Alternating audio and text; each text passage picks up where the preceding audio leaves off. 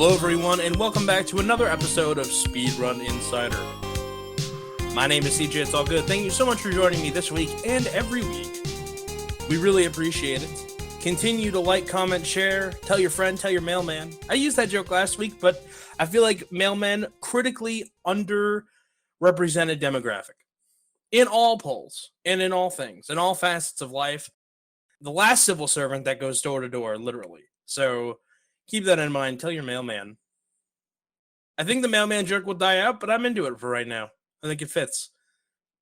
Because just like the mailman, we're going to deliver you another great podcast. The NBA Jam style intros are still on hiatus due to popular demand.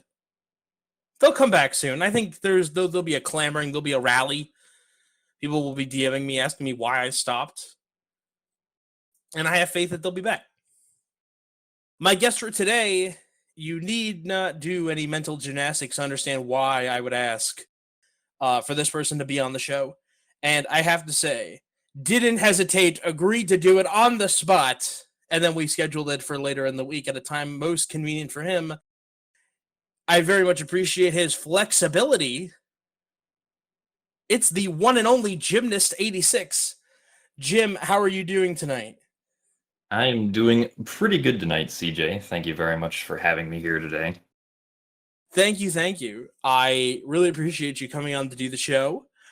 We had you on as a part of the Wind Waker video, and you were immeasurably helpful in that process. So I wanted to take the time to publicly thank you for that. You did a good amount of you helped us out a lot. Of course, always happy to see Wind Waker history accurately represented. You know, I'm glad that you made sure to include the word accurately. There were a few people who were disappointed in some historical inaccuracies that were left in. Unfortunately, the team missed a few things. We have since posted a pinned tweet to the video if you wanted to see the things that we missed. But I think we did a pretty darn good job, all things being equal. Yeah, I would say it was definitely honestly, I'm not quite sure how to describe it. It's something that I'm glad exists because it was definitely not something that like a single community member, at least in our own speedrunning community, was ever going to be able to like make on their own, simply because like most of us don't have like the time or like the research expertise to make sure that everything is presented in such a way that is digestible.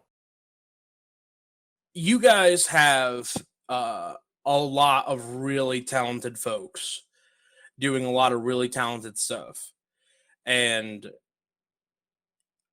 I want to say that I think that that's the thing that you just said is a sentiment that's echoed in a lot of the communities that we go into, in that everyone wants this thing and they're happy that it exists and they would have made it themselves earlier, but there's not the one person with the enough singular focus and time and energy to devote to it, if that makes sense. No, yeah, that makes complete sense because we're typically very focused on, playing the game, trying to do speed runs or find, new glitches or strategies.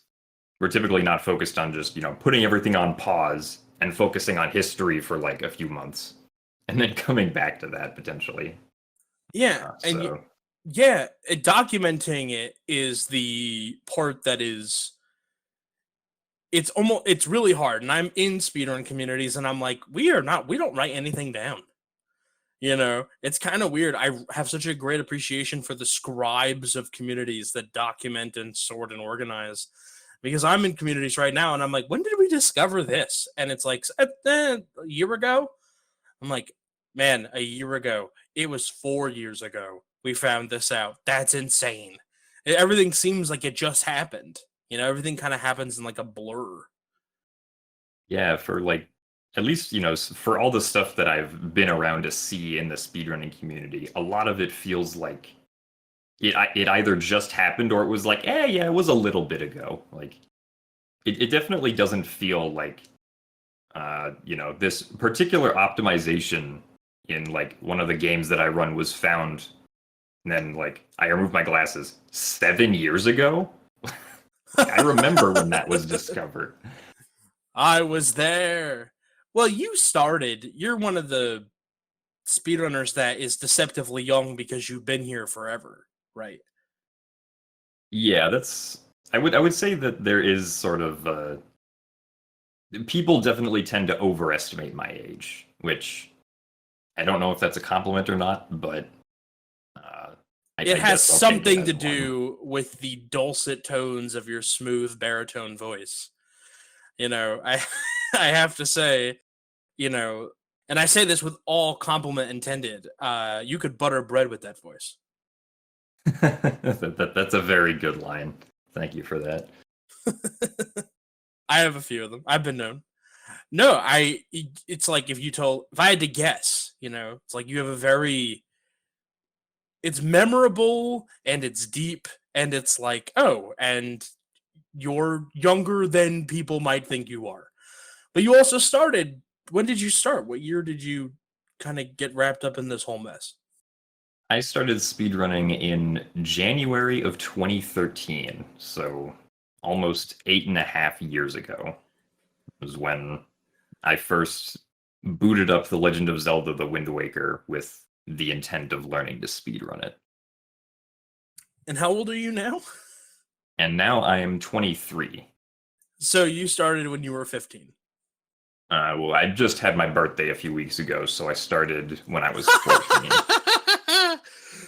Happy birthday, by the way, Jim. Want to let Uh, you know happy birthday. Thank you very much. This does force other things into context. It's really easy to think about people as they are when they're the age that they currently are. We did a video for Ratchet and Clank Going Commando. I mentioned it a few weeks ago. But one of the hallmarks of that video was a rivalry between Zem, who's a very prominent Ratchet and Clank speedrunner, and Scotto Bozo, who kind of appeared as his foil and his rival. If Zem was Ric Flair, you know, Scotto was like a fan in the audience, like just like the smooth talking and the flashy layout and the trash talk and the skills all showed for Zem, and Scotto was bare bones everything. And it's easy to think about that as a really cool rivalry, right? Because you kind of visualize in your mind, no, Zem and Scotto are both adults, except Zem was like 24 and Scotto was a teenager. And they had Right. this vicious rivalry, and I was like, Zem, you were picking on a child. You went up to the high school and were like you were there with a bat or something. I don't know, but I thought that was hilarious when I found that out. Which also puts into further context, like you were a very young man when that one particular video was made. Yes, I was. Can you describe in your own words the video and its contents, and maybe give some a little bit of backstory? Right. So I believe the video you're talking about is the tribute to Gymnast86. I don't remember if that was the exact title, but it was That something is like the that. video that we are both thinking of. Yes. Yeah. This viewer who used to watch me, or maybe they still do and they just don't talk anymore, but John the Dreamer was someone who was fairly active in my stream chat, around mid 2014.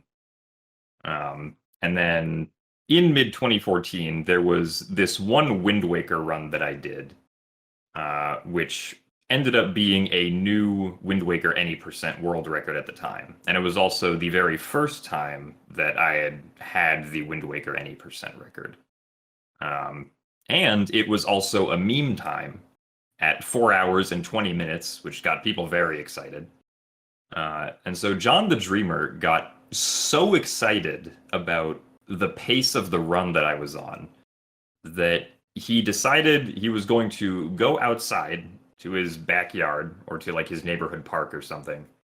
And he was going to just film himself doing all sorts of like very difficult tumbling tricks.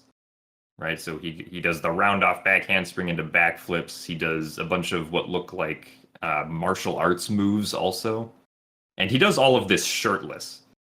And throughout it, he's just chanting, "Go Jim, go! Go Jim, go! Go Jim, go! Go Jim, go!" And he's recording his phone as he's watching me, and records me on his phone getting the new world record, and then just is absolutely thrilled that this just happened, and does even more intense tumbling tricks across the yard.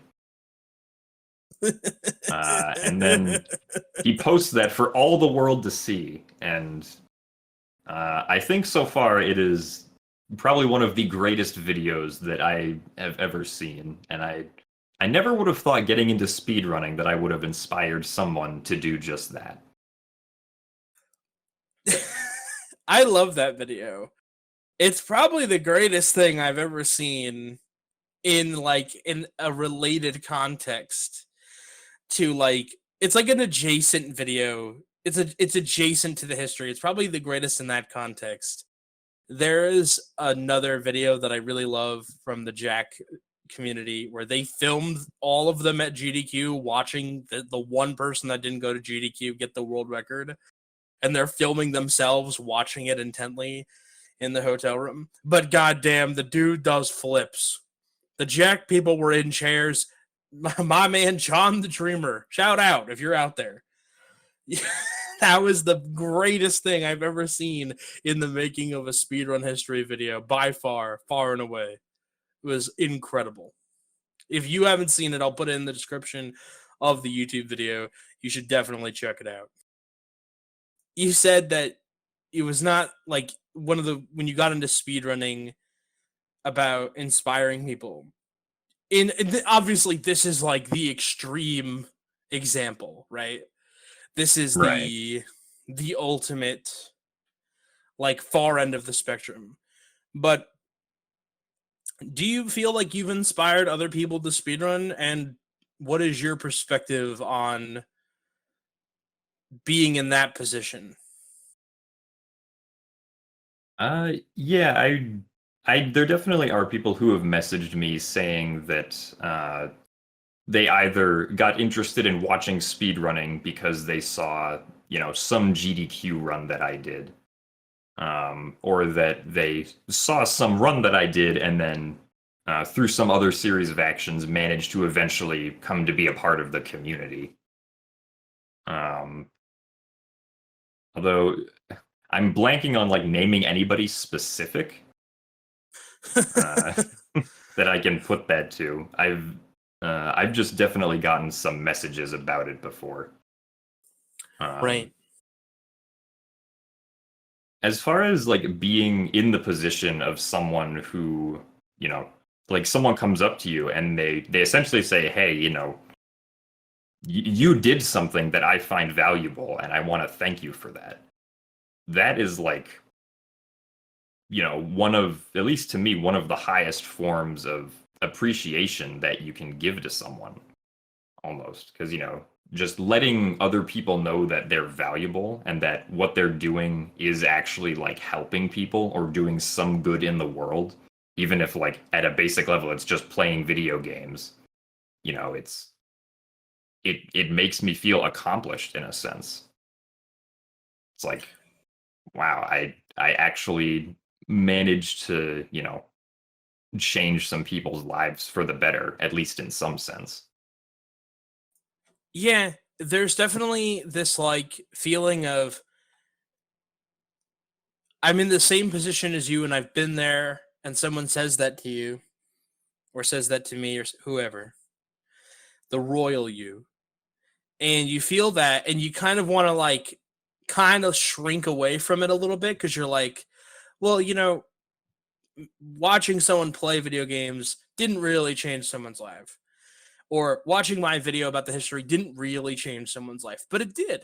I feel that, and what I'm saying is I feel that I shrink away from it, oh, you watching me didn't change your life for the better. I don't want that to be the thing. I want to underplay it for me.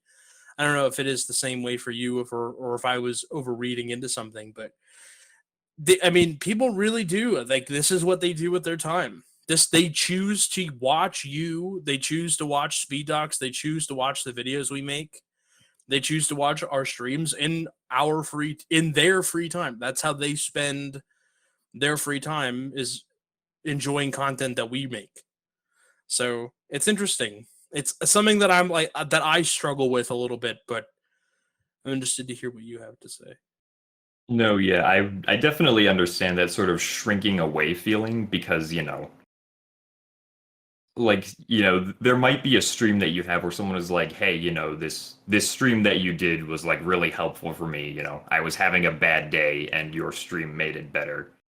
And it sometimes can be very cognitively dissonant to hear that because like for me I might have felt that stream wasn't very good at all, like for myself. And Right. I mean, like logically it makes sense that like it would help, or like that this person is, telling the truth and that it did help them. But to hear that something that I might not quite be so proud of managed to help someone else, even though again, logically it makes sense that it happened, it feels weirdly dissonant that it worked that way. Not to say that happens all the time. That's definitely like not how it usually happens, right? Like usually, people like the streams that are like unique or the ones that, had a lot of hype or stuff like that. But there are definitely those few times where I'm like, like I don't know, I felt like I was kind of just dead today for the most part or something like that. Well, one of the things for me is I never wake up that day thinking I'm going to have a positive effect on somebody else's life. Maybe that's why it kind of adds to the dissonance a little bit, because it's not something that you actively ever set out to do. And that doesn't, and I don't mean that, it always sounds weird trying to explain it, but it's like, yeah, I don't think it makes you a bad person, obviously. It's just like, but I don't ever wake up when I think about, oh, I'm going to make a video today, or I'm going to edit a video this weekend. And I don't ever think about like, oh man, this is going to change a lot of people's lives, or this is going to make a lot of people's days feel better. If it happens, it's really cool. But I don't think you can live your life that way where like that's your goal every morning. At least not for most people anyway. Yeah, I mean, if you set out specifically to try and, like if you're a streamer and you set out specifically to try and make, everybody's day better, that might be a little bit of a lofty goal because there's no guarantee that you can really sort of achieve that. And I feel like for a goal like that, if you try to set out to achieve it and it doesn't work, you're going to feel very down on yourself for like not really a good reason. Yeah, that's That makes definitely sense. setting the expectations too high. Right. It's a lot easier to just be like, okay, today I'm going to get up, I'm going to be streaming myself, and I'm going to be trying my best to get, a new personal best in this speed run. And if it doesn't happen, that's okay. We can do it again tomorrow. Or you can next stream.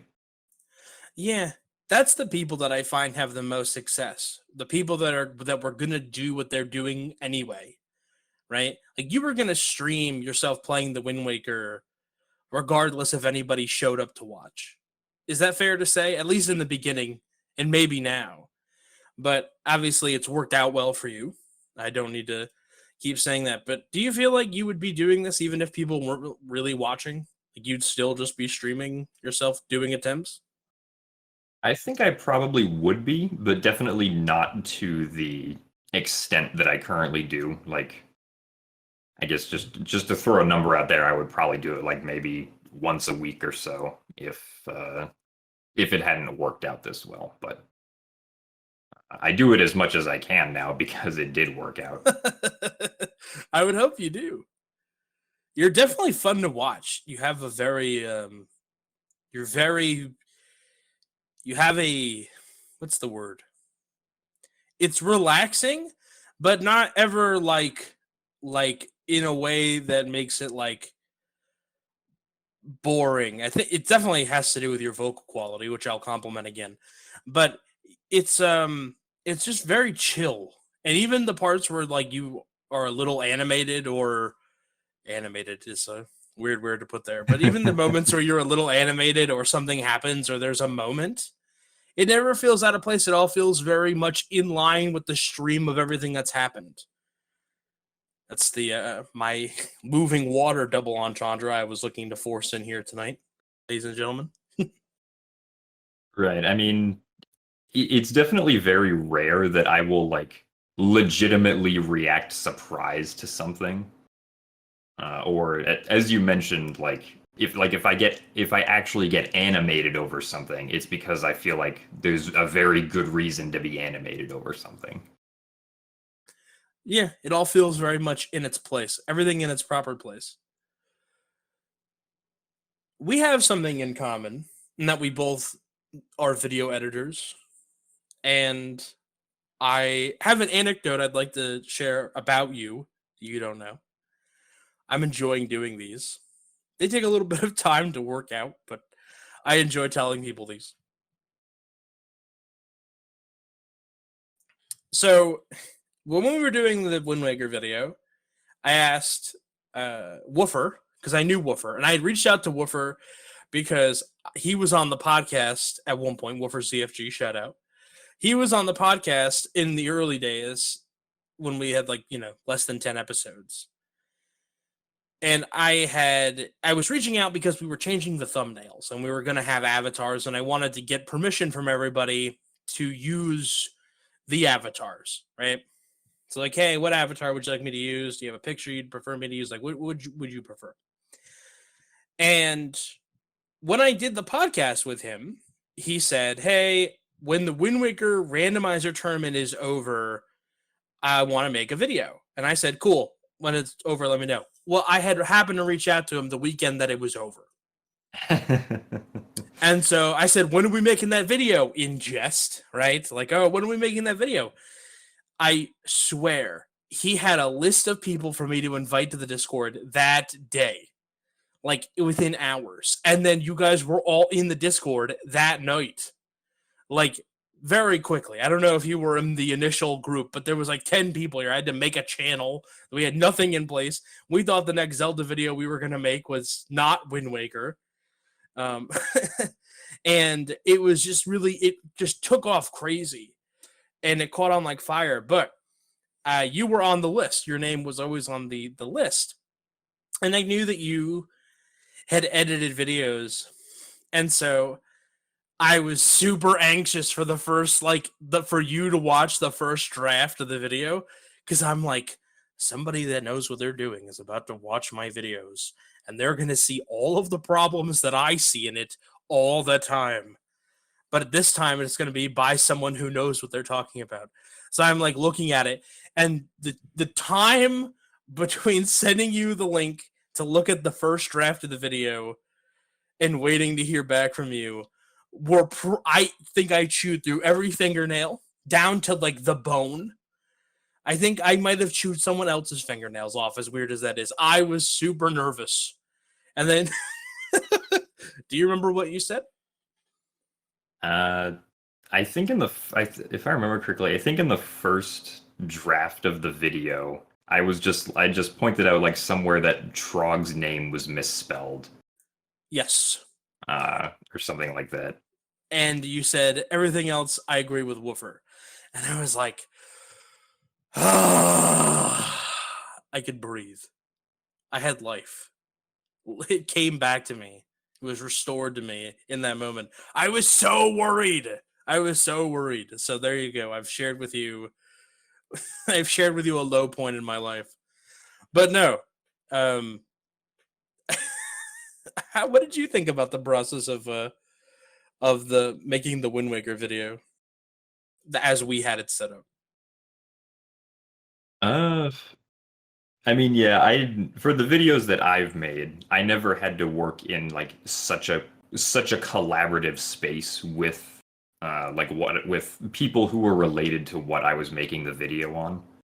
Like, most of my videos or at least most of the videos that I edited were just like, oh, I know like most of what I need to know about this subject already, so I can make a video on it. But working with you guys on the Speed Docs video was, um, I mean, as far as I can tell, it was done in a way that makes sense and followed like a logical process. Um, if I had to organize a community to try and get them together to make a video, I would probably do something similar to what you guys did.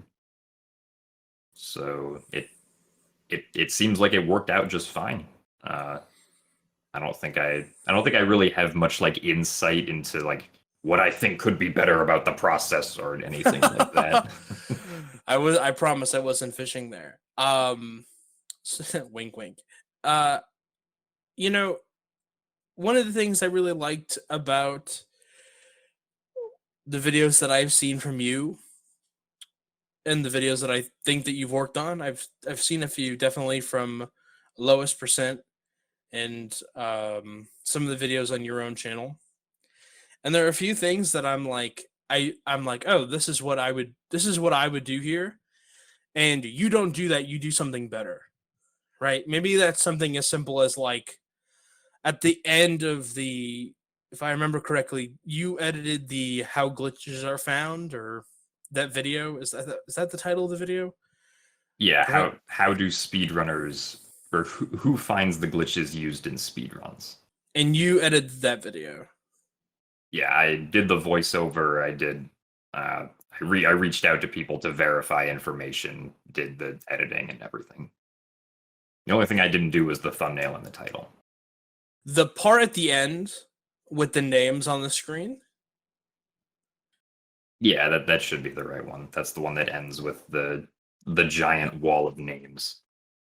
The end of that video where you have the wall of names and they flicker in, and the list and the wall gets bigger and it has like the scale of it, and they come in like a semi-random sequence, not super random. It sort of makes sense how they're coming in, but it just makes the grid bigger. Way better than anything that I had came up with. And that's part of why I was a little intimidated, because I'm like, man, is he going to see the things that I miss about my own work? Well, I guess what I can say is I'm pretty sure I didn't see anything that you thought I would see that was wrong. I mean, other than the one typo, but No, I really love, there's just when I see other people's work, sometimes I only look at it for like, this is what I would do here, or this is interesting. I wouldn't have thought to do that here. I think about that with a lot of videos, especially like not just speedrun content, as my interests take me other places. But no, I definitely find that I like the way that you edit. What is your approach when you set out to work on a project? let's see. I have to actually think about this. Because like typically, at least for for Lowest Percent and that YouTube channel, um, I'm basically just given a video topic that the Lowest Percent channel owners, Small Ant and Linkus7, want me to make a video about. And so I'm like, okay, I will set out to make a video about this. And obviously we start off with, we have to script the video first, or if there's like other research that I need to do before I make the script, we do that research, and then we begin making the scripts. And usually, as I'm writing the script, excuse me, I had to burp. Usually, as I'm writing the script, I already sort of have an idea of what I want the video to look like for the script that I'm writing down. Like I'll already have like, certain mental images that I want to appear, like when I say certain things and whatnot. I don't really like storyboard them though. Like they're just in my mind and I remember them, or at least I usually remember them. So then when So then once I finally finish writing it and I have like this rough idea of what I want the video to look like visually, I then record the voiceover. And recording the voiceover is basically just let's record, one section at a time, listen to it. If I don't like it, record it again until I like how every section sounds. And like everything is properly or more or less properly spaced out, like between sentences and pausing and whatnot. And then once we have the voiceover, we throw it into Premiere Pro, which is the editor I use. And then from there, I basically just take everything line by line. I'll be like, okay, so we've arrived at this line. And then now that we've arrived at this line, what exactly do I want to show here? And then I kind of just mull it over, and then I decide like, okay, I want to show this right here. And then so I'll go off. I'll either like record gameplay or make like some kind of simple animation or something to demonstrate to put into video form what my idea was, and then I'd kind of just move on to the next section. And very often I will if I'm like a third of the way through the video, I will rewatch like the first third of it occasionally. And then I'll be like, I kind of want to change this. And so then I like this random thing at, 10 seconds in. And so then I changed that slightly, and then I'm like, okay, that looks good. Let's move on. So the editing itself is very feel-based. I can't say that there's there probably is proper terminology for like the things that I'm doing, but I'm just kind of editing in a way that makes me feel satisfied having watched the video back. Yeah, I get that. So when you sit down to edit, you have all the VO recorded, right? And you've written this, or no? Do you sometimes start before all the VO's recorded? Usually what I like to do is once the voiceover is all finally done, I'll just throw it all into Premiere Pro and then like take things line by line. And if I don't have the footage for something that I want to show at a specific line, I'll typically only record it when I actually get to that line in the editing process. So right. Unless there's like something beforehand that I very obviously know I want to go somewhere, then I'll record that beforehand probably. Right. I meant the VO stuff. Yeah. When you think about it when you're writing it, and then does anyone else, for like Lowest Percent, for example, is this like a solo project? How does that work? Are there other people that you work with, or is this more of a gym on gym effort? It's more or less solo, yeah. Once I finish writing the script, I will not really present, I'll just link in a Google Doc the script to Small Ant and Linkus, and they'll make suggestions for it, and we'll talk about it a little bit. And then, once we've worked through all the suggestions that they've made and I'm happy with the script, then I'm basically just given the go-ahead to begin making the final edit. Mm-hmm. I always recommend to people that when you record VO to do it like one line at a time, like you're doing hip hop. Like one line, plug it. All right, next part, continue the beat, right? Just get one thing done at a time. Sometimes people try to do, and I worked with someone, this was a disaster. They recorded like a 20-page script into 4 audio files. And I was like, what are you doing to me? What are you doing, bud? No, don't do it. Stay away from the light. As we've been talking and as you've been explaining how you approach your videos, I put on one of the videos that you've edited for Lowest Percent, and I have been having it on while I am listening to you, and it's muted. And one of the marks, I think, of a good editor, have you ever been in like an auto repair shop or like a car dealership or something with like a waiting room that has a TV in it?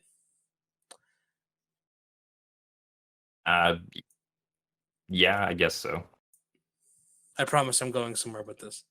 Right. On the TV, there's always some garbage like Maury Povich, right? Or Jerry Springer, right? And it's always off. There's never sound and there's no subtitles. And whatever's on the TV in that room, you have to be able to understand what's going on with the sound off, right? So a video or something is judged in that particular instance by its ability to be understood when you can't hear what's being said, and you can't, or sometimes you can't understand it without seeing it. So can people understand your video when they can't see it? The answer for 90% of YouTube creators is yes. If you were tabbed out, they could follow it along, right? But one of the things that I think is really difficult, and I think that you capture, is that you can follow along what's happening in the video a little bit without the sound. Like your diagram for the way that SRM works, like the very simplified diagram works well. The glitches are being showcased very well. So it's just it's good work, obviously. It has, this particular video is the Who Finds the Glitches. It has 400,000 views, so 400,000 people agree. So it's a really interesting way to or a really interesting way to try to view a video is that I've honestly never thought of, is how understandable is the video without sound? yeah, I mean, it's not something that's like it's taking your content intended for an audio and a visual environment and removing one of the elements. And how well is it understood? Because I think that most videos in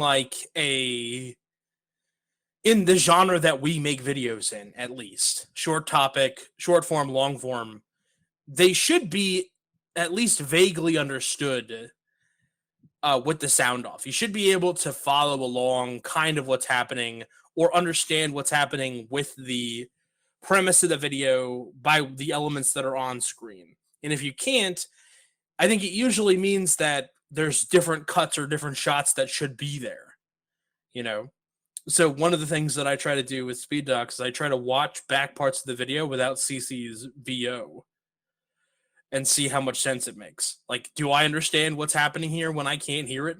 Because I didn't record the VO. I edited the VO, but I don't necessarily have that memory for it like he does.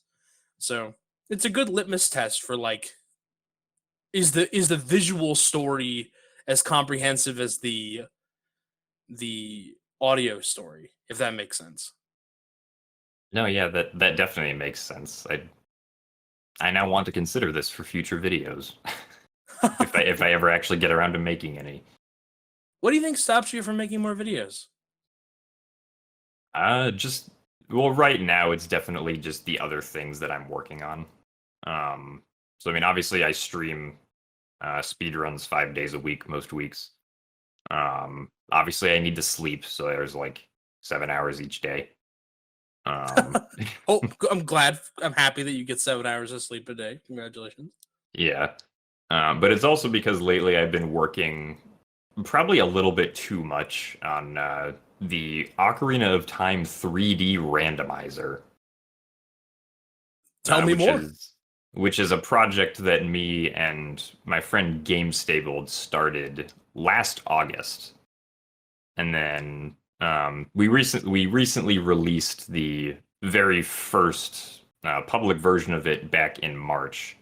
And since March, we've just been at least I have, spent many more hours than I did before March, just continuously working on it, trying to add in new features, get everything fixed up. And so, yeah, that's what's definitely taken up most of my time these past 2 months, and which is why I basically have done zero work towards making or editing any new videos. Well, now I want to know what goes into making a randomizer. That's so interesting. I've never even considered I could make a randomizer. How do you do that? How does that process work? Oh, well, I mean, I graduated with a Bachelor of Science in Computer Science about exactly 1 year ago. Okay, all right. from the I see University you. of Arizona. So What's the mascot for the University of Arizona? the Wildcats. Go Wildcats. I was never very big into school spirit, though, so I don't think I ever actually said those words. Fuck the Wildcats. All right. Talk to me about the randomizer. um, right. So, at least how that got started was, like, I last summer, right? So last like June, July, um, I began playing a bunch of like Ocarina of Time randomizer multi worlds, with some of my friends, and it was a lot of fun. We had some good laughs. It was pretty chill, just everyone hanging out, just playing Ocarina of Time. Occasionally, you would get to ice trap someone and laugh. And no, me being who I am and the games that I've done speedruns of, I am much more preferential to the 3DS version of Ocarina of Time. That mostly just has to do with the fact that the 3DS version has significantly more quality of life changes compared to the original 1998 version on the N64. So it just like feels better to play and move around in. To me, the original version feels just kind of clunky, and I don't particularly like that. Mhm. But anyway, that's why I prefer the 3DS version. And obviously, the original game's randomizer is not made for the 3DS version, was never planned on ever being adapted to the 3DS version. But I was like, man, it would be really cool if we could get this kind of randomizer onto Ocarina of Time 3D. Because that's the game that I would, because that's obvious, or not obviously, that's ideally the game that I would want to be playing with, these randomization features. But I didn't know how I could possibly start that process. Like I had some understanding as to like, how the algorithm for, randomizing items worked. I understood like what went into the logic of like figuring out where to place items and stuff like that, but I didn't have very much knowledge at the time on like a lot of the lower level stuff on like how to get like patching set up for a 3DS game and how like all the homebrew process works and stuff like that. But my friend GameStabled did have some experience with that. And he had also played a few randomizers with us in like our group of friends doing the multi worlds. So there was one time where he just sort of as a proof of concept tried to make an extremely basic example for the components that would be necessary for a randomizer on Ocarina of Time 3D. And once he showed us that, I was like, wait, he got the base level stuff to work. Maybe I can help him with stuff like, the logic and how to place all the items in such a way that the game is beatable and all that kind of stuff, because that sort of algorithmic process was very interesting to me. So I was like, hey, like, do you plan on making this an actual project? And if so, can I help you? And he was like, oh yeah, sure. Like, we can definitely do that. I could always use the help. So I basically joined him on that.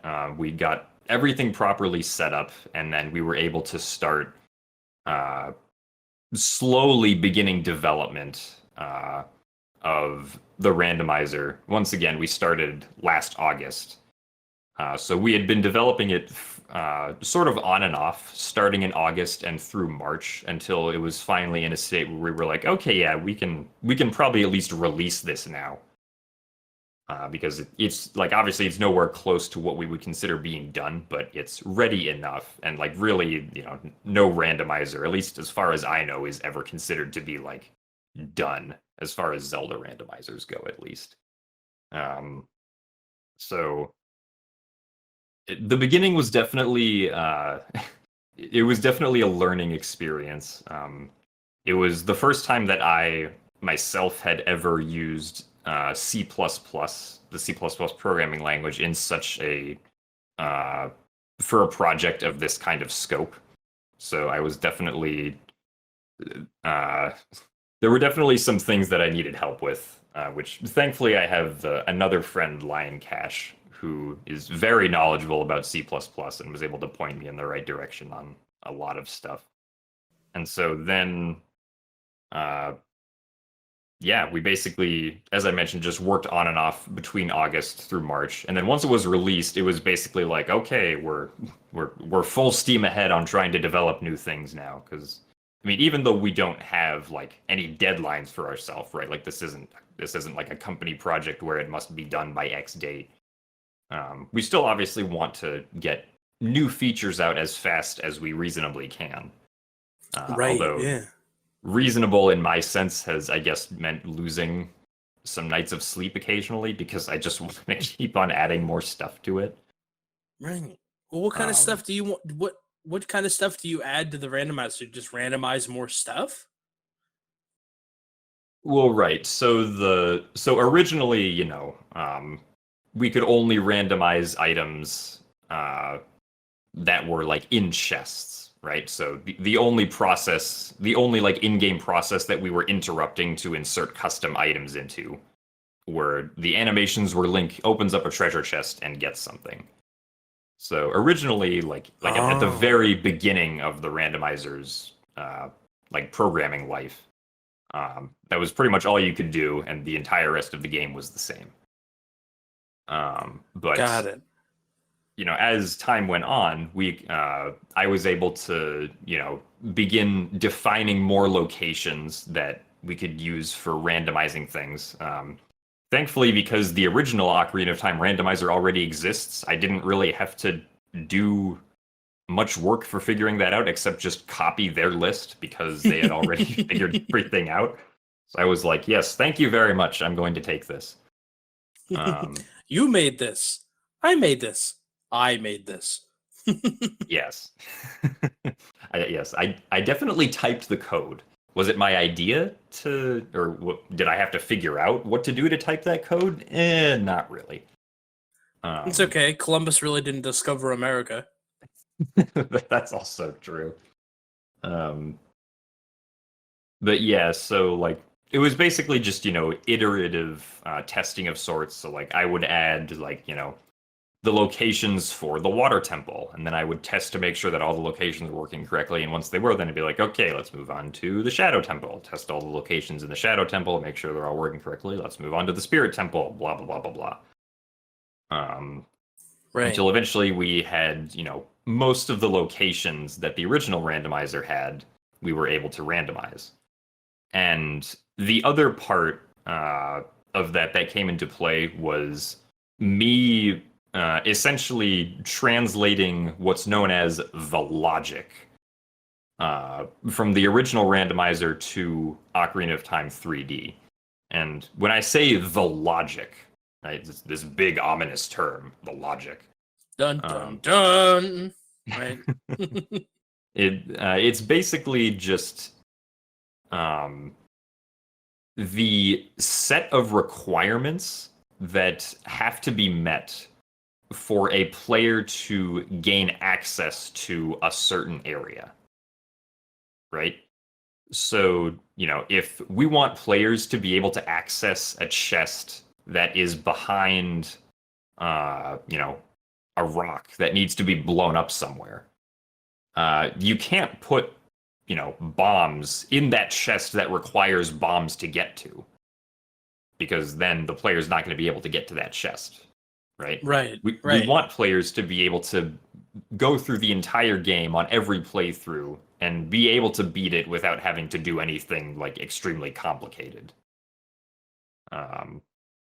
So essentially, for each location in the game, there is a list, not really a list, but more of like a logical expression as to what is required to get to that specific location and get to that specific, treasure chest or item that an NPC would give you. And it's all defined in this structure called the world graph, right? So it uses this computer science concept called graph theory, where basically the entire game is more or less split up into arbitrary, not always arbitrary, but like it's split up into seemingly arbitrary 3D spaces that where each space that is connected to another space has requirements for how to get between those spaces, if that makes sense. I think I'm picking up what you're putting down so far. Yeah. Right. So one of those spaces, for instance, is the Kokiri Forest. And the Kokiri Forest is split into two spaces. There's the main forest where all the houses and like the shop are, and then there's the space where the Deku tree resides, right? And so if I want to get from the Kokiri Forest to where the Deku tree is, I need to get past Maido. So that means that I will need the Kokiri sword and the Deku shield, right? So if I don't have the Kokiri sword or the Deku shield, and I can't get past Maido, I can't get to where the Deku tree is in that sort of imaginary space that we split it off into. And with this idea, we basically can keep track of what is possible or which regions of the game are possible for the player to access based on what items they have. Right. And within each of these areas that we've defined, we locally figure out what the requirements for getting each individual location check are. And in this case, a location check means like a treasure chest or like talking to an NPC and then giving you an item for something.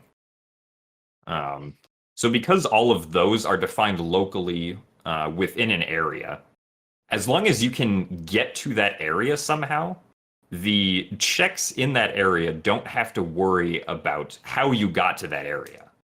They just know that, oh, okay, the player is able to get to this area. Now that they're in this area, what do they need to get this specific location check?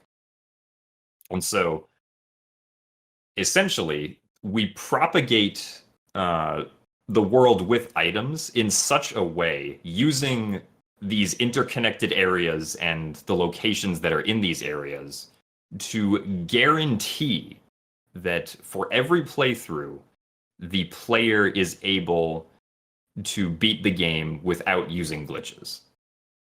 And this is what constitutes the logic of the randomizer. So, yeah. Now let me ask you a question from someone that doesn't play randomizers, doesn't know that much about randomizers. Aren't there multiple levels of the logic? yes. There's like no logic, which I think I watched your video of you doing the no logic. And then there's like glitched logic, right? Where it's like, well, if you could glitch with the glitches we know about, if you glitch in here, or you get up on this ledge without I'm really going to reveal that I don't know that much about Ocarina of Time. The hover boots, you dirty dog, you know, you got up here. There's like glitch logic, right? Isn't that like a thing? And is that something you're working on? It's not, well, no logic is easy, right? It's just, yep, they can reach every location. Now let's move on. I guess yes. In programmatic terms, yes, I guess that would be the first thing that happens, right? Is the no logic. Yeah, that was definitely the first thing that happened. It's like, yes, we can place the items randomly, but now we have to define the logic, which again, big shout outs to the randomizer team for the original game. I didn't have to figure out any of that because they all did it for me. Well, I did technically have to modify a few things to like account for where the 3DS version differs from the N64, but those were pretty minor in the grand scheme of things. Is this like one of those times where we shrink away from the moment because we don't want the credit, or did you really? I mean, the credit in this case mostly goes to them. Like I did have to translate the logic from one language to another language, but that wasn't the difficult part of the process. Sure, but they didn't make the Ocarina of Time 3D randomizer. They could have. You know, I don't really think they wanted to. Well, there you go. See, you wanted to. That's true. That's your right, part yeah. in this process. You wanted to. That is true. Yes. You know, I'm not letting you shrink away from this. Neither is anyone listening. You wanted to do it. That's true. I wanted to do it, but I would like to make the distinction that I did not put in the original man hours to make what we have now happen. If that makes sense. Your distinction has been noted for history. Thank you. But I want to let you know that we all know, man, they weren't going to do it. This was not on the bottom of any list because it didn't make the list. I didn't even realize, maybe this is me showing my ignorance, I didn't realize people really liked the 3D remake that much. I definitely think that's I also never had a 3DS, so I'm the wrong person. Okay. But. Yeah, I mean, it makes sense it definitely makes sense, and it feels a lot like at times. Excuse me. It definitely makes sense and feels a lot like at times nobody really like plays or cares much about like the 3DS version, but I think that just has to do with the biggest factor being how hard it is to capture footage of a 3DS. Mm-hmm. So you're not going to see as many streams of 3DS games than you will, like, N64 or GameCube or Wii games, or even, GBA games, or anything like that, just because of that very expensive hurdle to get over for just recording footage like you would or that you wouldn't have to go over for any other console, other than buying, like, a capture card. As I understand, do they still even make the 3DS capture cards? I don't believe there's any stock at the moment. One of the manufacturers did go bankrupt at the beginning of 2019. Yeah. And then the last of their stock was sold out by a different distributor in 2020, I believe. That sounds right. I think the last that I heard about it was somebody had two, and they were like giving them away, and it was like, oh, do it for every retweet, if you retweet this message, I'll give one away. And I think that message had like 200,000 retweets. Just like crazy demand and phenomenally little supply. Right. There's a huge demand for 3DS capture equipment, but the problem is that even though the demand is huge, it's not particularly economical, I don't think. At least from what I gather, like just the amount of time that an individual seller has to go through to like manually solder on parts to a 3DS, make sure they don't screw it up, because then they're liable for breaking the person's system. Yeah, and just how much time it takes doesn't make it very economical, and like the price is already like extremely high for what it is. Yeah, because it's not like the other consumer things that are available, right? Like an Elgato that goes into a PCI port on your motherboard. That's as simple as, can you plug this into the proper port, right? Right. The external ones, like the Retro Tinks of the world, or the ones that go to the CRTs that are escaping me at the moment, those are as simple as plug in the cables in and out of this box and just plug them in the correct order. That one is so much more intensive because you actually have to send out your console. Right. There's no, I never really owned one. There's no display out on these devices. There's not, like, what is the big hurdle? That's correct. There is no way to just, there's no native way to just get the video output signal from a standard factory 3DS. That's such a bummer. Man. And so then it was up to these manufacturers who probably spent more time, probably the cost of the board that they made, the capture card itself wasn't that bad, but like applying it with the meticulous nature of which you spoke of earlier to like so as to not fuck it up. I mean, yeah, I can see why someone might go out of business trying to do that, but it is crazy. I guess I had assumed, and maybe this is another part of the problem too. I think that the one of the biggest hurdles for the two remakes that came out for the 3DS is that they have nostalgia, but they don't have that level of nostalgia for the speed running or like the I call them the revisitors, the people that go back and play the game in another way outside of speedrunning. Like, oh, I'm going to play the game, but I'm not going to use the bow, right? Or like there's some challenge that they've imposed upon themselves that isn't speed related, or other rule related. And like the remakes kind of have that, they don't benefit from having the same kind of nostalgia in the same way that like maybe the Wind Waker and Twilight Princess remake benefit from having the same kind of nostalgia. Does that make sense? Is what I'm saying resonating? Yeah, I mean, because you, at least with the 3DS remakes, you're now like on the 3DS, you don't really have, many options for controls. You have to use the buttons that come with the 3DS, right? You can't like use a GameCube controller or like some other controller that you might want to use, at least natively, of course.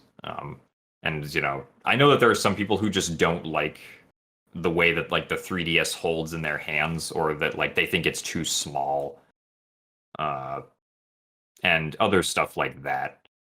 So, which would of course hinder their enjoyment of the title if they're especially if they're so used to playing it with a different control scheme, and now being forced to play it with this new control scheme that they can't do anything about. They're like, well, I mean, this kind of sucks. This isn't what I'm used to. Yeah, it kind of forces you into a way of playing it in a way, Maybe they're used to having that freedom. I'm not sure, but it's definitely interesting to think about. The randomizer stuff is so interesting because I'm a I'm a marketing guy, so I'm like you're like I'll sell your game. I'll tell you how you can get your game over with an audience. I'll do a wrestling promo for your game.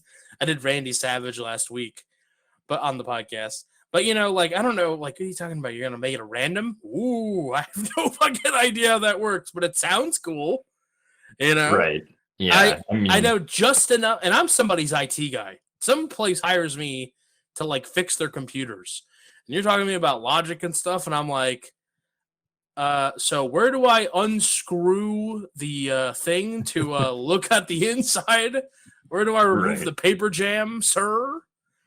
Right. I mean, yeah, this has basic like making a randomizer has, at least as far as the OOT 3D randomizer goes, has pretty much nothing to do with hardware, other than like for some people they might have to insert and like take out an SD card from their computer, which is like, all right, that's the hardware that we have for this. Um, but yeah, Well, I'll take. it's all software, so. Yeah. Do you have any other speedrun goals on your horizon? I know you're doing a lot of recently. It looks like you're doing a lot of 100% for Wind Waker. What do you have planned on the docket after that? Any other plans? Uh, I mean, right now the big thing I'm looking forward to is definitely the release of Skyward Sword HD on the Switch. Speaking of remakes, Speaking of uh, remakes, so yeah, that's going to be coming out in about exactly 2 months now. It's going to be on July 16th. Um, so I do plan on playing that game a lot. Before then, my plan, at least right now, was to be like, okay, once I get a satisfying enough time in Wind Waker 100%, I will then move on to Wind Waker HD and play Wind Waker HD until Skyward Sword HD comes out. But I mean, if I happen to keep on playing, the original Wind Waker for like another month and a half until I'm satisfied with my 100% time, then I don't know if I'll actually get to Wind Waker HD, which would be kind of a bummer because there's a lot of cool new stuff that Wind Waker HD has been getting recently. The front page of speedrun.com tells me that every time that I go to it. So, shout outs to Mr. Alberto. This is your moment. And Yeah, Mr. Alberto's speed runs of Wind Waker HD are absolutely insane. they are, but I resent him for having to see his name every single time I use the website. So I saw them and they're really cool. I silently, you know, begrudge him. I don't know him at all. But you know what you did, Mr. Alberto. How dare you be so fast that you be very cool? How dare you be so fast that speedrun.com decides to write about you? We don't have to open up that can of worms. I had a question about remakes for you. You obviously, it's well established you speedrun the Zelda games. If people have been listening and that fact hasn't been made clear to you, Gymnast is a Zelda speedrunner. And it looks like you basically speedrun all the 3D ones. And I'm kind of interested in your list of which one's better, the original or the remake, across the board. You know, maybe like if you have that information readily available, you know, do you prefer? You already said you prefer the 3D remake for OOT on the 3DS, but how about Majora's Mask? Like, where does that fall? Twilight Princess, and you know the rest of them. Yeah, I mean, at least in my opinion, the remakes, I definitely have a lot more fun speedrunning the remakes than I do the original titles. Not to say that the original titles like aren't fun, but a lot of that just has to do with the updated quality of life things that the remakes will typically provide, right? Like faster text, more responsive controls, things are just nicer to look at because they're in high definition, or Yes. at least Wind Waker and Twilight Princess are in high definition. Didn't the Wind Waker add the faster sail? Yet one of the quality of life changes to Wind Waker HD was the swift sail. So sailing is twice as fast in Wind Waker HD compared to Wind Waker, once you get the swift sail, of course. I really hated Wind Waker at the end of the game when I had to go to all the different islands for the Triforce shards or whatever. And I'm like, I've already been to all these places. God damn it. And now I gotta go here in my slow ass boat. Yeah. It's like this is your life. It's just like, okay. Oh, remember this time you went to this island? Yeah, now there's something new here. Oh, great. Thank you, video game. Let me use my. Why don't you give me a faster boat? Why doesn't the King of Red Lions become like a speedboat at any point? Like, well, we had to be. Nintendo claims that the reason for that is because the ocean couldn't load fast enough, but speedrunning and super swimming begs to differ.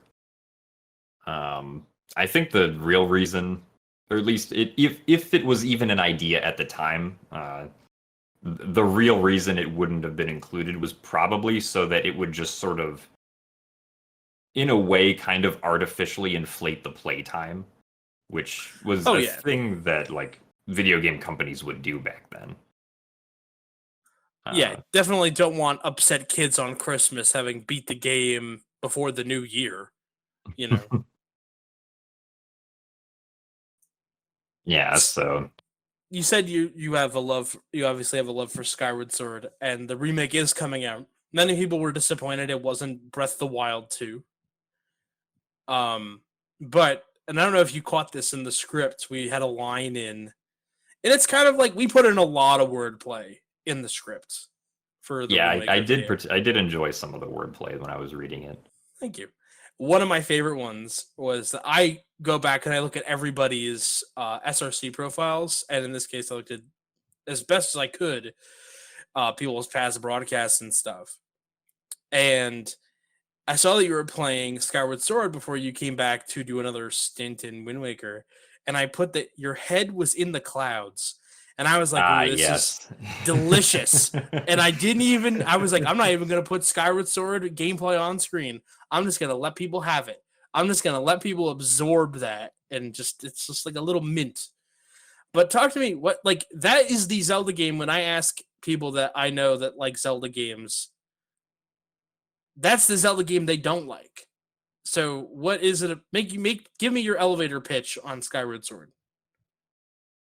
Uh, I mean, for me, the biggest reasons I personally am very drawn to Skyward Sword is one, the art style. Two, the best and most immersive combat in the entire Zelda series. And three, it definitely has the best narrative of any Zelda game, in my opinion. But they're due to just like the way that the game is made. I do understand why a lot of people don't really enjoy it. Because and like what I'm like the reasons that people have for not enjoying it, like they're very, valid reasons for not enjoying a video game. They just don't personally apply to me. So like the biggest reason I see, somebody doesn't like Skyward Sword is because they couldn't stand the motion controls, right? Because Skyward Sword, at least the original game on the Wii, uses very complex motion. Well, I guess complex is a relative term, but compared to anything else, the like Skyward Sword uses pretty complicated motion controls, or it makes the player use motion controls to actually move and play through the game and get through things, right? Sure. However, the way that I always describe this is that, if a video game tells you that, if you want to, sprint, you hold down the A button. And, if a player, sees that instruction, pretty much, 99.99% of video game players will be able to understand and execute that instruction without trouble. Right? Sure, hit the big green button. Got it. Yeah. But in a game like Skyward Sword, the game tells you, swing the Wii remote downwards to slash your sword. Right. But there are a lot of different, subtle, nuanced ways that somebody could swing the Wii remote down. And the game is not going to interpret all of those the same way. So you kind of have this complexity problem where the amount of interpretations that you can have for an instruction is most likely going to lead to some people believing that they're doing the instruction correctly for their interpretation, but the game doesn't agree with them. And so the game doesn't give them the result that they want, and now they believe the controls are, quote, broken, or that they don't work. So and you have that for every single motion input across the whole game. I think the larger point is true for every game on the Wii that required motion controls, right? Like Mario Galaxy is another one that comes to mind. I remember someone that came on a friend of mine, Silent Hero. Shout out to Silent Hero. Shout out to Chris. He came on the show at one point. He worked at GameStop, and he said that people would always bring their Wiis back because they said the controls didn't work. And the number one thing he would tell people, and apparently this is true. He said, is your Wii in the room with a ceiling fan? And they'd be like, yeah. He's like, gotta turn the ceiling fan off. Like, it was nuanced, and they were frustrated, and they were like, we gotta take this back to the store. And he's like, okay, one, you're just bad, but two, turn the ceiling fan off. Because the ceiling fan apparently interfered in some demonstrative way. But I gotta say, like, I missed out on the Wii just because I didn't have a Wii when I was in whatever. I had an Xbox. I did the whole Halo, Call of Duty tour, as it were, the Gears of War and whatnot. I'm looking forward to playing Skyward Sword with a Switch when it comes out. It looks beautiful. Yeah, again, one of the reasons that I'm drawn to the game is the art style, just because of how beautiful it looks. And the fact that it's now in 60 FPS is great, compared to the original game's 30 FPS. Um, it's very painterly-esque, and it makes it very easy for me to get immersed in it due to the art style that it has. Yeah, you can just get lost in it, right? It's similar to it looks similar at first glance to like Twilight Princess, but Twilight Princess looked dark. Everything looked Yeah, like you were like in like a haze. And Skyward Sword, the thing that I liked about the way that it looks is that it's like, oh, we're out in the light, you know? Like games that looked good back then were always like, we're gonna be in pitch black to hide the fact that we suck, right? we're gonna be in pitch black to hide the fact that we look very polygonal right now. It's the same reason that one of the most popular genres in the 30s and 40s was film noir, like crime noir. Like, oh, because you can have every scene take place in a small apartment or a city setting, and you can light everything dark to hide the quality of how bad your sets are. So like the early days of film, like a studio like MGM, they were in full color and they lit their films up like a Christmas tree because they had the most beautiful sets in the world. The Wizard of Oz, Gone with the Wind, they had the most beautiful art departments and the most beautiful like colorful sets and everything.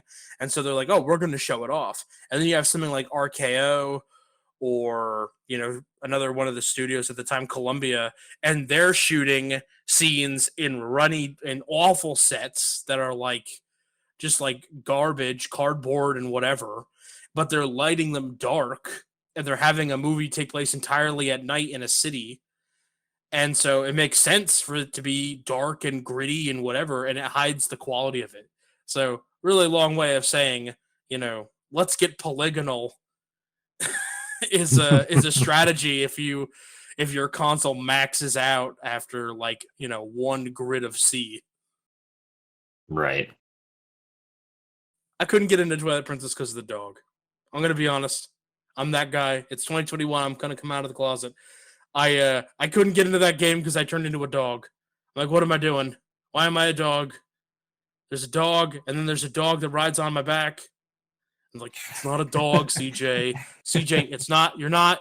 First of all, you're not a dog. You're a wolf. Okay. All right. Damn. All right. You got me. All right. What's the next thing? It's not a dog. It's an imp or something. I'm like, we have a word for that in the real world. You know what it's called? It's called a dog. It's a little dog.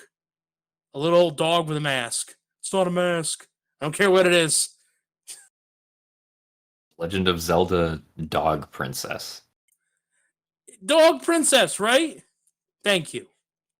I don't think you were agreeing with me there, but I'm co-opting your response anyway.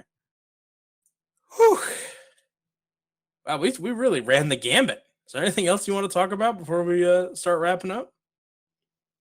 One of the things that you mentioned, or you didn't like explicitly make like a point out of it, but um, you mentioned that you were very nervous for me to see like your edit of, or the first edit that you made of the Speed Docs Wind Waker video.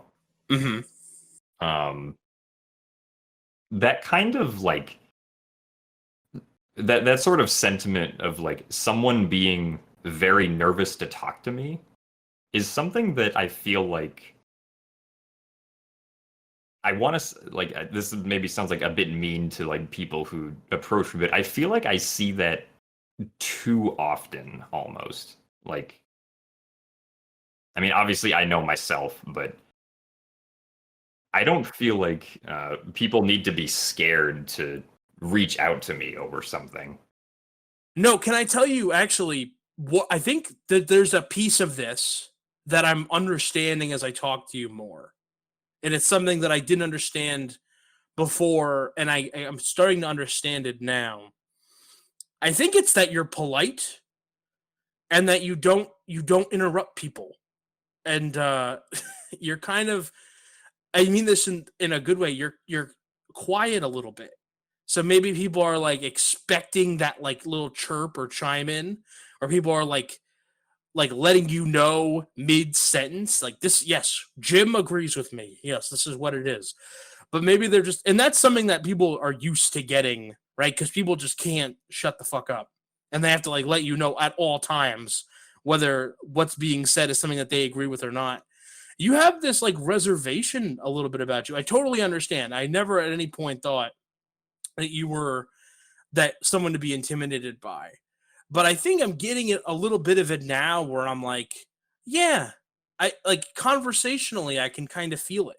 Does that make sense? Yeah, that makes sense. I mean, obviously, you know, if like to someone who you don't know, like or who you don't know very well, and like you reach out to them for something, like it can be scary because you don't know what the interaction is going to be like. Yeah.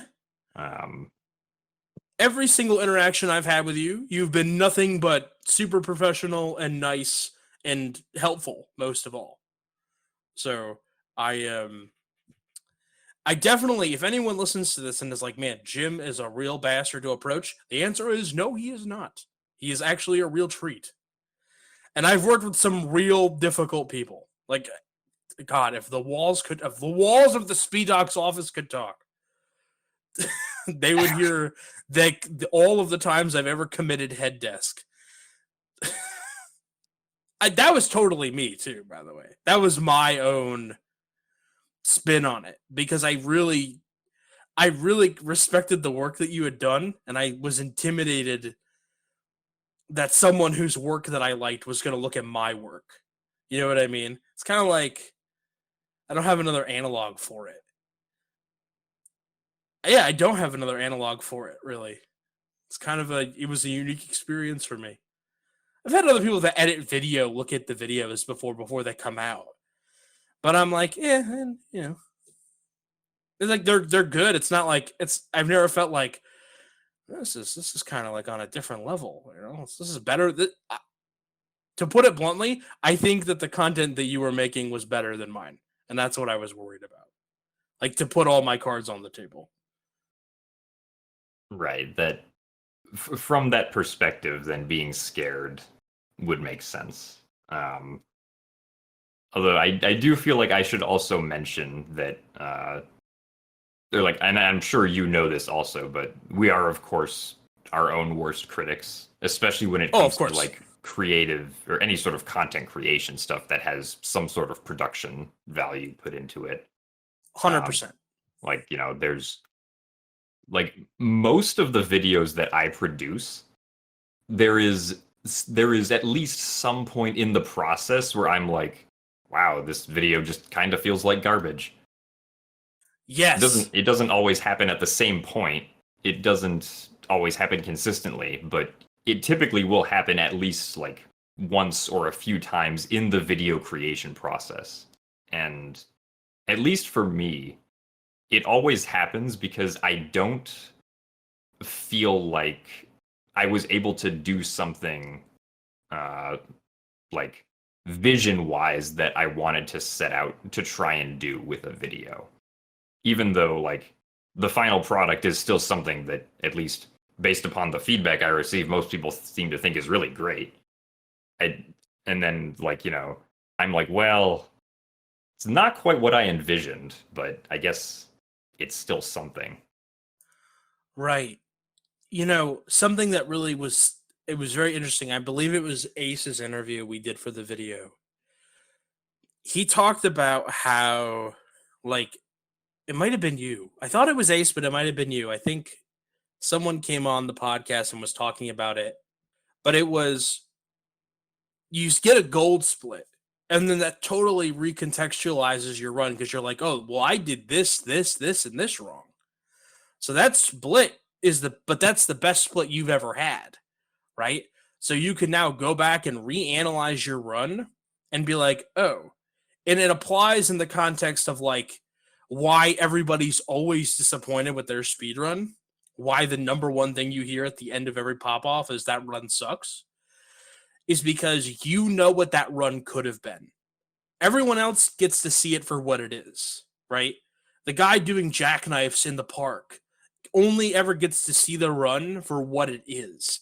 But you know what it could have been or should have been, and what you weren't able to execute on or what you weren't able to deliver on. And the same thing's true for the videos. There's a point when you're editing the video where you know what it could be and you know what it should be. And sometimes you just can't deliver on that, and it recontextualizes how you think about the video.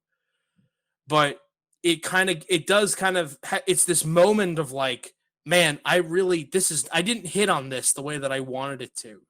Nobody else will ever know. Nobody else will be able to have that conversation with you and be like, oh yeah, this is shit. They'll be like, no, what are you talking about? The whole video is perfect. But they only see it for what it is, and you see it for what it could have been, or should have been, or what you wanted it to be. Yeah, I would basically agree with that 100%, and as well as with the analog here to like feeling that a run that you just did, even if it was like a new world record or something, you still know what it could have been. And so because of that, you're like, nope, that's maybe not quite the run that I wanted. And so you hit reset and you try again. Yeah. Like you had the 420, right? And aside from it being the perfect meme time, you lost time in those splits. I mean, it was amazing. It was a roller coaster that just kept building. But you could have done better because you did. You went back and improved it later. You know what I mean? It's the same. It's sort of the same thing. It's like, yeah, it's the world record. And it's amazing, right? But it's not because you know. And we hold ourselves to a higher standard that people never really see. In the video editing world, I can totally have that conversation with you. In the streaming world, you're in a league separate from my own. But I totally feel that, especially in the speedrunning scene, like you're in a different stratosphere. But the video editing thing, I know it's like, well, we're our own worst critics. The criticism that I was afraid I was going to receive from you was all criticism that I gave to myself, because the biggest thing you had for me was that I misspelled Trog. And the worst part about that is that I had spelled it wrong one way, fixed it, and then spelled it wrong a different way. Oh man, it does sometimes take a few tries. I remember the easiest name in the video too. there was this marathon run all the way back from like 2015, I think, or maybe 2016, where it wasn't a GDQ run. It was a run from a marathon called the North American Speedrunner Assembly, or NASA. We know the NASA guys very well, yes. Yeah, and like we all in the community, at least phonetically, we refer to Trog as Trog, right? But they saw the username and they were like, and now coming up with Wind Waker, we have Chaotic Ace and commentator Trogwa.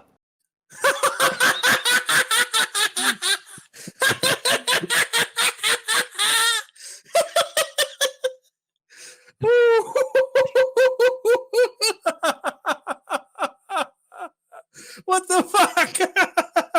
Trogwa. We're gonna have to cut some of this laughing out. I'm really crying. Yeah, so it's been hard for people to figure out before. I'm gonna give those guys shit later. Next time I talk to Aries, I'm gonna be like, "Yo, what's up with Trogwa?" And I don't know if they'll remember. It was like a fairly innocent passing remark. It was just kind of something that we likely joked about a few times later. But Jim, they're gonna know about it now. I'm gonna make sure they know. I had one time. It was also at NASA. NASA does all the tech for all the speed docs marathons that we do. So shout out to NASA. But I'm gonna put them on blast really quick. There's a guy who used to volunteer. He doesn't volunteer anymore, so I feel capable of telling the story without hurting anyone's feelings. But I donated, and I know these guys, and they're my friends. And I knew the guy who was hosting, and I knew the restreamers, and I knew the person whose run it was. And sometimes my name gets misspelled because it's CJ. It's all good, right? I've had people call me good before. It's like, okay, well, you took the wrong part. It's like if someone called you T86, it's like, well, what the fuck? It's obviously start with gymnast and work your way back because that's how language works. But it's like, okay, fine, whatever. They pronounced it CJitsallGewd. And I, honest to God, was like, what did you just call me? Oh my goodness. They read my donation and they're like, we have a $5 donation from CJitsallGewd. I was like, you shouldn't have got out of bed in the morning. You have a head cold. You added in a 1. Oh my goodness. And the whole spiel we just had before about we have higher standards for ourselves than we do others. My standards were through the floor, and he somehow managed to come in under them. Yeah, thankfully, I guess with my username, it's a little bit hard to screw up as long as you've seen the word gymnast before. Can I ask you a question about gymnast as a username? Sure. Where does it come from? Because it confuses me, and I need to know this in my life. Okay, so the first time I made the username gymnast86, I was 12. Okay. So, and at the time, I did actually do gymnastics training for men's junior competitive Olympics or whatever it was technically called, but basically just competitive gymnastics for kids. And because of that, 12-year-old me was like, well, being a gymnast seems to impress people in real life. Maybe I will make that my username and then just tack on a random number at the end because that's what I see on all internet usernames as a 12-year-old. Okay. So I was like, all right, we got gymnast and random number generator in my mind has picked 86. So there we go. Of course, this led some people to believe that I am currently 35. You do have the voice to match. Right. So it has led to some confusion before, but usually it's confusion that just makes people respect me more. So I just kind of let it play out. It's like, yeah, sure, you can think I'm 35. Why not? How much of your gymnast training from when you were 12 have you retained? I can still do probably the most physically intensive thing, or maybe not physically intensive, but the most flashy thing I can still do is a front handspring. Oh my goodness. I thought you were going to say you could flip or something. I mean, I can also do a flip if you give me a trampoline. Well, there you go. I wasn't saying oh, I expected more. I was like, I can't believe you can do that. One of my ex-girlfriends, she was a cheerleader, and she was a cheerleader at the high school that I went to and didn't know her somehow, which was weird. But she said she had a major surgery, and she was like, don't worry, I'm still that flexible. And I didn't believe it until she was she stretched for 2 seconds and then did a split in the middle of the room. And I'm like, that's impressive. We're also at Burger King. That is the best time to bust out your middle split. What are you talking about? Well, listen, I was then challenged to see if I could do a split. I was given 2 months to prepare. Spoiler, I got 75% of the way there. That's admirable. I tried. I gave it the old college try. It's difficult, especially if you haven't. I did football stuff and like boxing. At no point in any of that training do they ever tell you to get on your, legs and split. It's like, all right, at the point in the fight where you need to present yourself, drop to the ground and do a middle split. It's like, well, that's probably not going to happen. The guy's probably going to kick my ass first, but I'll remember that when I'm going down. I think it's fun. I like to share the etymology of usernames. Mine was I was trying to impress a girl on MySpace. That is a website. Yes, I was messaging a girl that I liked and was too young and naive to realize that she was not interested in the conversation of helping me pick out an Xbox Live username. Like I was interested in it. Yes. And before that, my username on everything was Little, and then the first 3 letters of my last name, which I stopped using because I turned 13 and was like, I'm not this little kid anymore. I'm an adult. I need an adult username. So she was helping me, and I had like picked out names like the Baron, ergonomic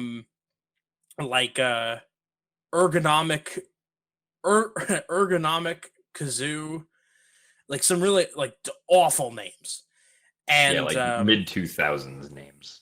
Yeah, like I'm gonna take 2 words and combine them. Shout out to my friend Calcium Lemon. And we were so she was I finally figured out she wasn't into it, and I was like, you know what? I'm sorry, you're not into this. I'll leave you be. And she says, CJ, it's all good. And I said, oh, that's a great username. She still wasn't interested. So thank you, Becky, for the username. I appreciate you. I hope you're doing well. Did Becky specifically spell the good as GEWD? She certainly did. All right, excellent. After I bought and paid for the username, she still didn't care, by the way. Like, I was like, look, no, didn't care. I learned a lot of valuable lessons out of that conversation, and I've had CJitsallGewd for 13 years because of it, or almost 14 years. Yeah, that's something else. It was a long time. Do you ever think about how long you've been on the internet and how different it is from when you got on? I mean, you're a little bit younger than me, but still, I mean, in the time that you've been on, it's changed so drastically.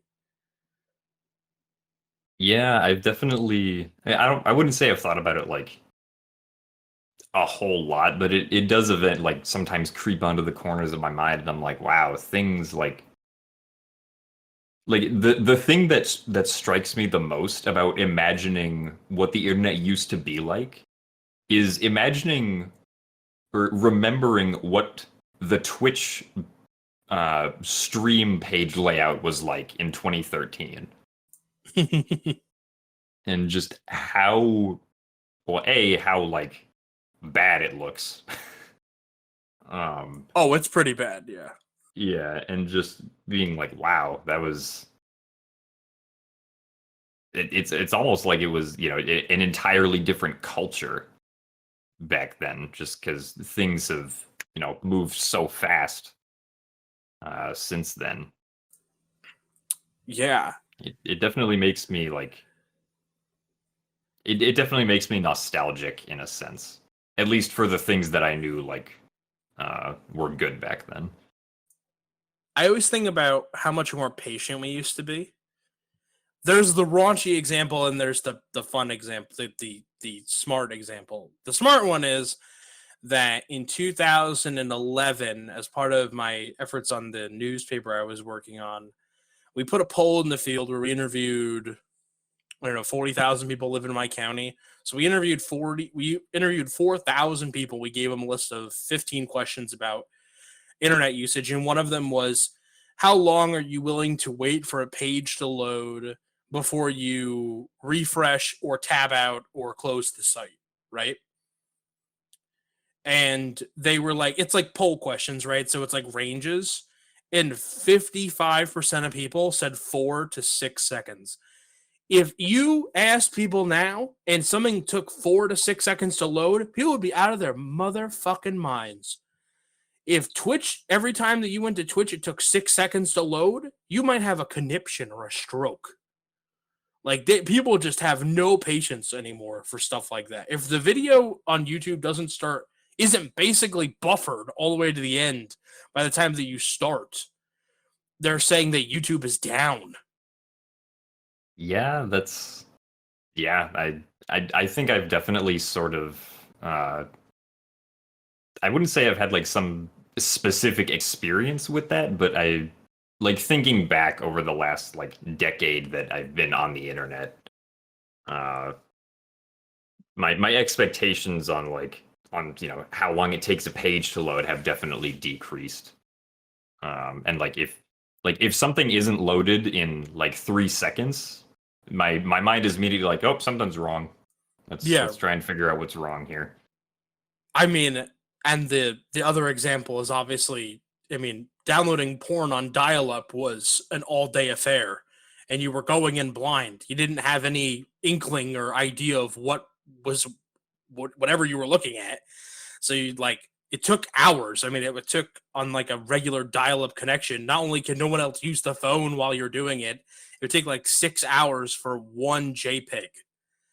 And now it's like, not to get too raunchy, but it's like every single thing that anyone has ever dreamed of is like a keystroke away instantaneously. It's like so crazy how like the proliferation of all interest groups kind of grew in the last 10 years. I'm talking about an example from 1999, we had dial up until 2007, but you get my point, I think. Yeah. I think I was born late enough that I'm pretty sure I never had to experience dial-up internet. The craziest thing about DSL was that mom could be on the phone and I could be on the internet. When that, like, my mom's job basically forced her to upgrade, we were blown away. When I told you we had to have a family meeting to describe what implications this would have on the household. We didn't have a family meeting when my parents got divorced. We had a family meeting about DSL. Yeah, I also recently got fiber installed at the household that I live at, so that jump has also been extremely crazy. Like when you sent me the Google Drive link for the Wind Waker speed docs, and it said 2 gigabytes. Like I had just gotten the fiber installed. I was like, all right, show me what you got. Clicked download, finished in 5 seconds. Yup. And I was like, this is money well spent. At my job, where I just spent the last 7 months working on a fiber deal, and right now we have 100 fiber. We're upgrading to 200. On a slow day, on like a bad day, it's like 65 parallel speed. At home, I have a gigabit, and so I definitely go to work and I'm like, the internet sucks, and I'm on fiber, in like a part of the country that doesn't have fiber. I have one of the faster business connections available in my area, and I go home and I have a gigabit, and I'm like, this is slow and I hate it. And then I'm like, did you download that video yet? And they're like, bro, we started it an hour ago. It's not done yet. I'm like, what are you talking about? Yeah, the discrepancy between like those kinds of speeds, at least obviously when you're downloading large files, is very it's very tedious when you realize you don't have it anymore. You don't know what you got till it's gone, sort of thing. It's crazy. Yeah. The only other thing I wanted to ask you is obviously, and this kind of goes back to something we talked about earlier, but, you're more popular now than you were, obviously, when you started. And, how different is it to stream? How do you approach it? And how is it different streaming to like 20 or 30 people as opposed to like what a normal stream for you now is, which is like, closer to 500 or 600 people? Like, how do you change your approach, and in what ways is it different, aside from the fact that it's, you know, X amount more people? Uh honestly, I don't think there's very much that like I have changed over the years with regards to my stream. I think the biggest change I ever made that shocked people was when I started using face cam in late 2017. But like ever since then, it's just always been, we got a somewhat of like a background image for the 1080p games, early for not for the 1080p, for the 16 by 9 games. And then if it's 4 by 3, then it's just cam splits and game feed. We of course have like, I mean, obviously, my chat, like viewers have come and gone over the years as my chat has like slowly grown. Um, I would probably say the biggest difference now between having like, a few hundred people in chat versus like a few dozen is just needing to be a little bit more wary of like what exactly people are saying in chat. Right. Like the list of banned words that I have in chat has grown a lot over the years because I realized that like it's very uncomfortable for me when people try to bring up certain like controversial subjects, even if they don't mean to like bring them up in like any sort of serious sense. Right. So Sure. I mean that, and also I've banned like ASCII blocks and whatnot because I don't need people posting ASCII Shrek blocks in my chat. Of course not. Sure. Um, so I mean, yeah, it's for me, it's like honestly just not very different from what it originally was. I didn't have some sort of like big shift in how I approached my stream. I guess probably, I mean, other than the chat thing, the biggest shift I probably had was when I graduated college last year. I was, because I didn't have to do college work anymore, I was pretty much free to just stream on a consistent basis, which is really the thing that like drove my stream up from like 200 to 300 average viewers to like 400 to 500 average viewers. Was just having the consistent stream Yeah. on consistent days of the week at a consistent time. And sometimes keeping with that is difficult because my sleep schedule likes to rotate. Sure. So, like currently, I have no idea where my sleep schedule is, which has made it a little bit hard to like try and do runs consistently and to also stay awake while trying to do 6-hour Wind Waker runs. Right. But Yeah. it'll eventually rotate around again, and it'll be good for at least a little bit. It's like the time machine in Futurama that can only go forward through time, and they miss it the first time. It's like, all right, let me bring her around again. You mentioned something, and I think it's worth asking. When you got into this to speedrun, right? Streaming was a convenient mechanism to record and do attempts, and it was fun. But there really wasn't a real model for people outside of like the biggest streamers on the platform to like it wasn't, you didn't start doing it in 2013 because you thought it was a viable career, right? As hopefully evidenced by the fact that you went and got your degree and finished that up last year. How do you handle like the community portion of it?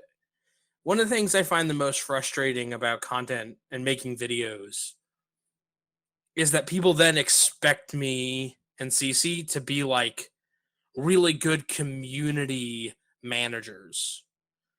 And like anything that comes up, it's just like, guys, this is taking away from my energy from doing the thing I actually want to do. Um, I mean, Yeah, I kind of get what you're saying with that. Like, if anyone from my community is watching this, I'm sorry to say, but my own community, like on Discord, is definitely not the community that I put the most effort into. Um, I'm Okay. definitely like when it comes to something like community management, I'm definitely a lot more involved in like the actual speedrun community discords, right?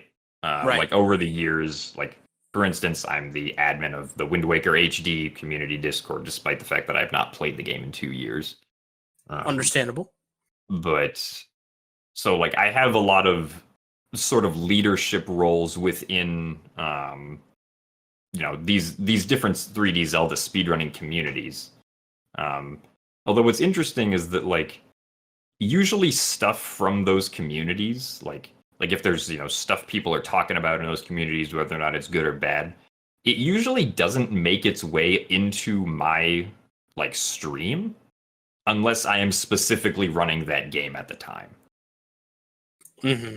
So there is kind of this like I guess sort of organic separation between the two because like a lot of the people who will watch my stream aren't necessarily part of those communities, if that makes sense. Yeah, I can see Um, that. so I don't usually have to deal with like if I just spent like a whole day reading messages from people in one Discord, I don't have to then keep on being reminded about that while I'm streaming or anything like that. Hmm. So like the community management is just in like a separate space almost. Obviously there's like overlap with whatever game I'm playing, but Sure. there's definitely a bit of a separation between the two. I think that part of it for me, there's an old Mitch Hedberg joke, one of my favorite comedians. And he was talking about, he worked his ass off to become a good comedian. And he's like, all right, can you write us a script? And he said, that's not fair. It's like if I worked my whole life to work my ass off to be a good chef. And they said to me, all right, you're a good chef. Can you farm?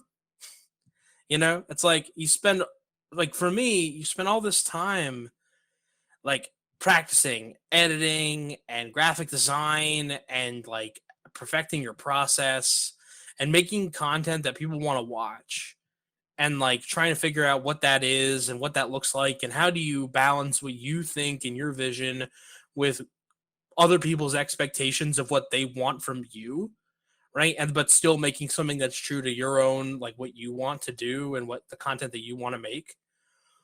And then you have to deal with knucklehead stuff like, oh, there's a trans person in this most recent video, which means that 1 in 4 comments are going to be transphobic. Yeah, I remember seeing that. That was sometimes I do not think highly of the internet. No, and it's like to the people who think I don't delete them fast enough, I do have to sleep. Uh, someone messaged me saying, you're not deleting them. And I'm like, I'm deleting them that they're coming in every hour of the day. We're not leaving it up. I mean, fuck transphobes. My last big tweet, my most popular tweet of all time is fuck transphobic people. Say it with me. Fuck transphobic people. That's my number one tweet of all time. I'm not like purposefully leaving this shit up, but it's every day.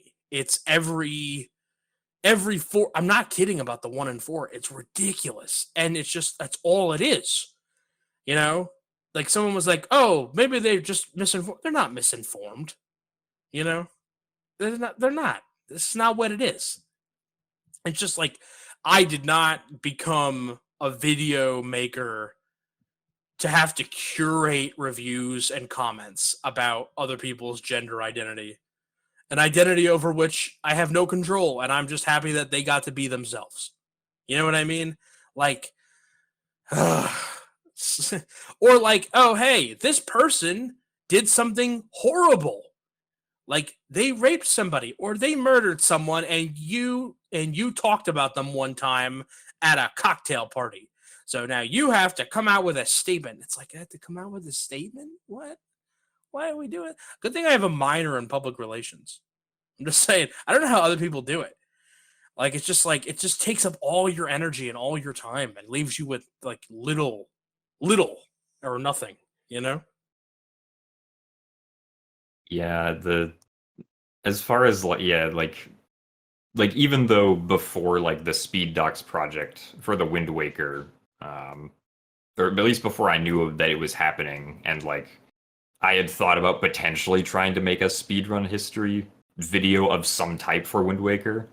Like one of the sort of minor things that I was thinking about was like, yeah, I'm gonna have to deal with people who are transphobic in the comments section of whenever this project gets released. That's gonna be fun. Yeah. Uh, so yeah, like unfortunately, I am not surprised that that happened.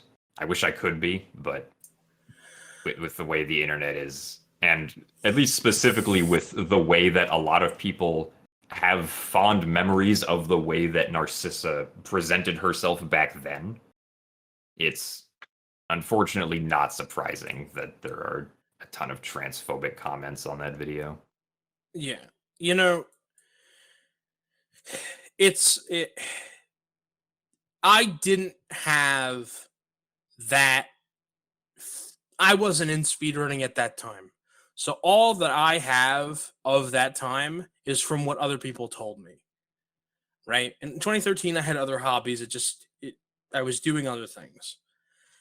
When Narcissa was at the height of her popularity and she had a segment on CNN, I was not around, which is still the craziest thing I've ever seen from all the Narcissa stuff is that she was on CNN.